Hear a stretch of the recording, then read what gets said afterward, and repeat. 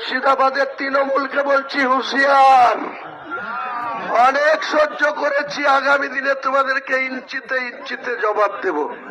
গোটা বাংলার মুসলমানরা, কলকাতার মুসলমানরা আবেগ হয়ে আমাকে সম্বোধনা জানাচ্ছে। মেটিয়াবুরুল থেকে শুরু করে তপসিয়া থেকে খিদিরপুর সমস্ত মুসলমান বলছে আপনি বাঘের বাচ্চা, বাপের বেটা, আপনার সঙ্গে আমরা আছি। প্রশাসনকে হিলিয়ে দেব, বহরমপুর অচল করে দেব। সেদিন বোঝাবো